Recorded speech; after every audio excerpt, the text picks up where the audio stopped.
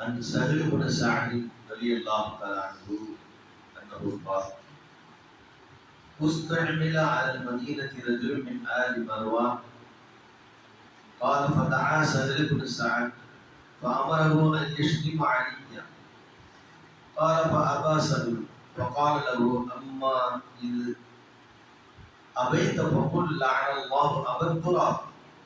فقال سهل: ما كان لعلي اسم أحب إليه من أبي التراب، وإن كان ليفرح إذا دعي بها. فقال له: أخبرنا عن قصته لما سمي أبا التراب. قال: جاء رسول الله صلى الله عليه وسلم بيت فاطمة فلم يجد عليا في البيت، فقال: أين ابن عمك؟ فقالت: كان بيني وبينه شيء فغاضبني فخرج. الحديث. சஹல் இப்னு சஅத் ரலியல்லாஹு தஆலா அவர்கள் கூறுகிறார்கள், மதீனாவுடைய கவர்னராக நியமிக்கப்பட்டிருந்த மர்வானுடைய குடும்பத்தை சார்ந்த ஒரு மனிதர் என்னிடம் கூறினார், சாதே, இந்த அலியை நீர் விமர்சனம் செய்கிறாக என்று கூறினார். அதற்கு நான் மறுத்து விட்டேன். சரி, அவ்வாறு விமர்சனம் செய்யவில்லை என்றால் லஅனல்லாஹு அபத் துராப், மண்ணுடைய தந்தையான அலியை அல்லாஹ் சபிப்பானாக என்று கூறினார். அதற்கு சஹல் இப்னு சஅத் அவர்கள் கூறினார்கள், மா கான லி அலி இஸ்முன் அஹப்ப இலைஹி மின் அபி துராப். அலி அவர்களுக்கு இந்த அபி துராப் என்ற ஒரு பெயர் தான் மிக நேசத்துக்குரியதாகவும் விருப்பத்துக்குரியதாகவும் இருந்தது. எனவே அந்த பெயரை சொல்லி நான் எப்படி திட்டுவேன் என்று கூறினார். وإن كان ليفرح إذا دعي بها فقال له: أخبرنا عن قصته. சரி, அலி இப்னு அபி துராப் அப்படி ஏன் அந்த பேரை ஏன் அவர்கள் நேசிக்கிறார்கள், அதுக்கு என்ன காரணம்? மண்ணுடைய தந்தையே என்ற இந்த பெயரை அலி அவர்கள் நேசிப்பதற்கு என்ன காரணம் என்று கேட்கின்றார் அந்த கவர்னர். இந்த கவர்னருடைய குடும்பத்தை சார்ந்த ஒரு மனிதர். அதற்கு சஹல் இப்னு சஅத் அவர்கள் கூறினார்கள் ஒரு சம்பவத்தை. ஒரு தடவை நபிகள் ஸல்லல்லாஹு அலைஹி வஸல்லம் அவர்கள் பாத்திமாவுடைய வீட்டிற்கு வருகின்றார்கள். அப்பொழுது பல வீட்டிலே அலி அவர்கள் இல்லை. அல்லாஹ்வுடைய தூதர் கேட்டார்கள், உன்னுடைய பெரிய தந்தையுடைய மகன் அலி எங்கே சென்று விட்டார் என்று கேட்டார்கள். அதற்கு பாத்திமா அவர்கள் சொன்னார்கள், கான பைனி வ பைனஹு ஷைஉன் ஃபகாதபனி ஃபகரஜ. எனக்கும் அவருக்கு மத்தியிலே ஒரு சின்ன விவாதம் நடந்தது. அந்த விவாதத்திலே கோபித்துக் கொண்டு என்னை விட்டு வெளியே சென்று விட்டார். பலம் எக்குள் ஏந்தி என்னிடத்தில் ஒன்றுமே கூறவில்லை, எங்கே சென்றீங்க என்னவென்று கூறாமல் கோபத்தோடு சென்று விட்டார் என்று பாத்திமா அவர்கள் தந்தையிடம் கூறினார்கள். அப்போது அல்லாஹ்வுடைய தூதர் ஒரு மனிதரை பார்த்து சொன்னார்கள், அவர் எங்கே இருக்கிறார் என்று போய் பாருங்கள், அலியை அழைத்து வாருங்கள் அப்படின்னு ஒரு மனிதரிடத்தில் சொன்னார். அவரும் அவர் செல்கின்றார். எல்லா இடங்களையும் பார்த்து விட்டு கடைசியாக பள்ளியிலே அவர் படுத்திருப்பதை பார்க்கின்றார். அப்பொழுது அல்லாஹ்வுடைய தூதரிடத்தில் சொன்னார்கள், அல்லாஹ்வுடைய தூதரே, அவர் பள்ளியிலே படுத்து கிடக்கின்றார், மணல் மேட்டிலே படுத்து கிடக்கின்றார் என்று சொன்னவுடன் உடனே அல்லாஹ்வுடைய தூதர் அங்கே செல்கின்றார்கள். சென்று அவரை தட்டி எழுப்புகின்றார்கள்.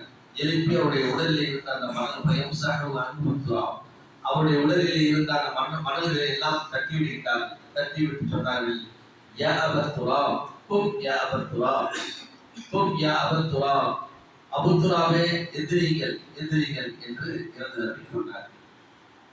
இது முஸ்லிம்ல 4784வது செய்தியாக பதிவு செய்யப்பட்டது. அதாவது இந்த சம்பவம் என்னவென்றால், அலி அவர்களுக்கும் பாத்திமா அவர்களுக்கும் ஒரு சின்ன பிரச்சனை.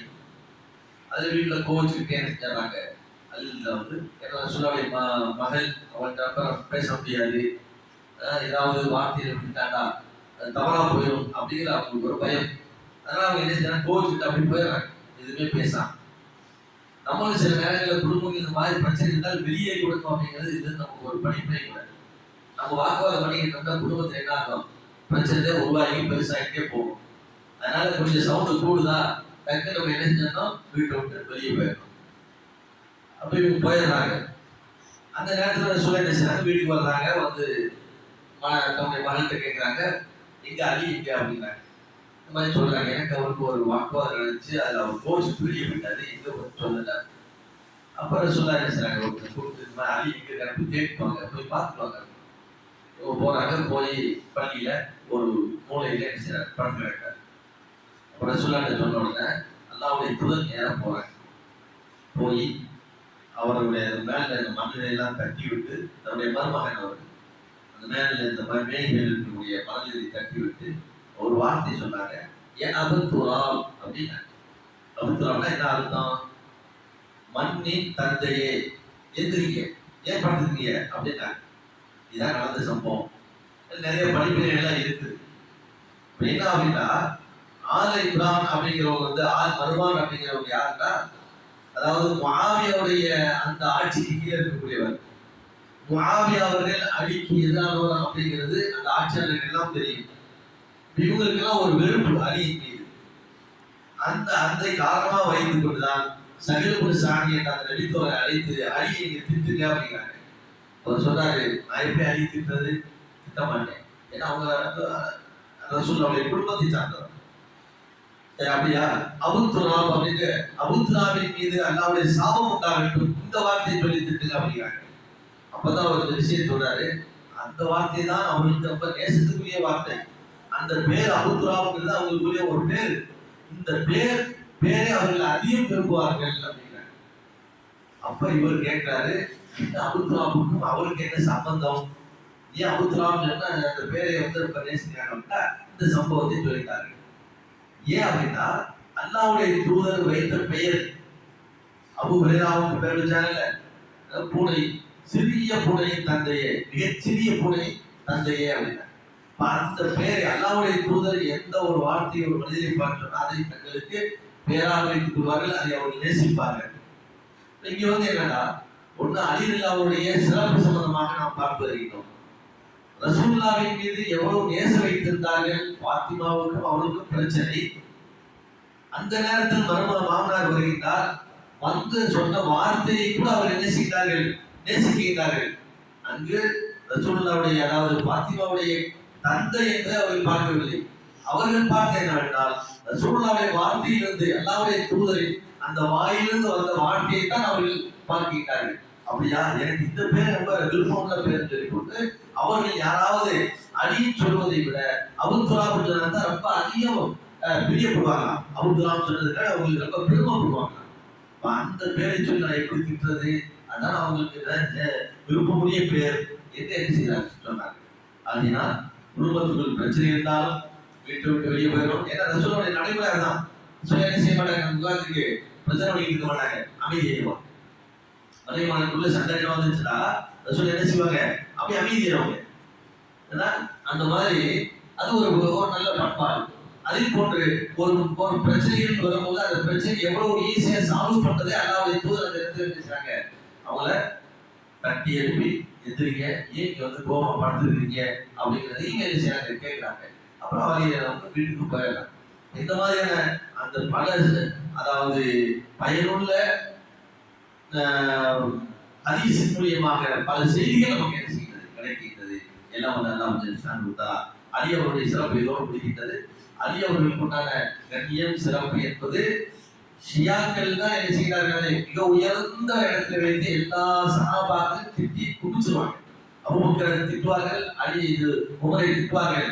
எந்த அளவுக்கு என்று சொன்னால் ஆயிஷா நாயகி என்ன செய்வார்கள், விபச்சாரி என்று சொல்வார்கள். மகிழ்ச்சி என்பவர் ஒருவர் தோன்றுவார். அது அவங்களுடைய நம்பிக்கை, ஷியாக்களுடைய நம்பிக்கை. 12 அதாவது 12 தலைவர்கள், அதுல 12வது தலைவர் ஒருத்தர் வருவாரு, ஒரு பெரிய இமாம் வருவாரு.